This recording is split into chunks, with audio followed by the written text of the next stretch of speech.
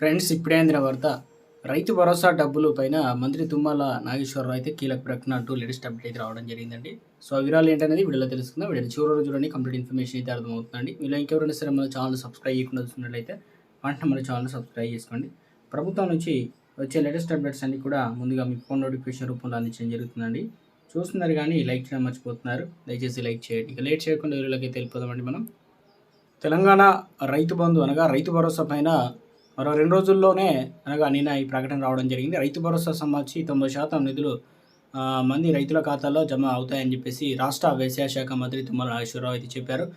అనగా ఈరోజు మంత్రి ఖమ్మం విలేకరుల సమావేశంలో మాట్లాడుతూ హైదరాబాద్లో ఓఆర్ఆర్ లోపల వ్యవసాయ భూములను పరిశీలించడం జరుగుతుందని, అవి మినహా మిగతా వ్యవసాయ భూములకు రైతు బంధు నిధులు అయితే మరో 2 రోజుల్లో జమ అవుతాయని చెప్పేసి చెప్పారు.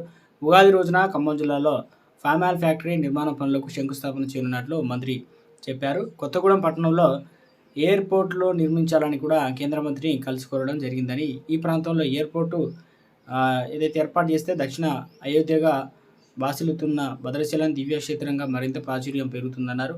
ఖమ్మం, వరంగల్, హైదరాబాద్, ఆదిలాబాద్ మీదుగా జాతీయ రహదారుల నిర్మాణం వేగంగా జరుగుతుందన్నారు. యాదాద్రి అదేవిధంగా భద్రాద్రి జాతీయ రహదారి వల్ల గోదావరి పరివాహక ప్రాంతాలు మరింత అభివృద్ధి చెందుతాయన్నారు. సో మొత్తానికి రాష్ట్ర వ్యాప్తంగా ఏదైతే రైతు భరోసా సంబంధించి గుండె చెప్పే ప్రయత్నం అయితే జరిగిందనమాట. ఇప్పటివరకు మనకు ఎన్ని ఎకరాల వరకు జమ అవుతుంది ఏంటంటే దాదాపు 4 ఎకరాల వరకు కంప్లీట్ అయిందట. సో మొత్తం మీద 5 ఎకరాల వరకు ఉంటే 50% కంప్లీట్ అవుతుంది అన్నారు. కాబట్టి 90% మీరు ఇస్తామని చెప్పారు. దాదాపు 10 ఎకరాల వరకు ఇచ్చే అవకాశాలు అయితే ఉంది, అటు ఇటుగా 9 నుంచి 10. సో ఇవి కూడా 2 రోజుల్లో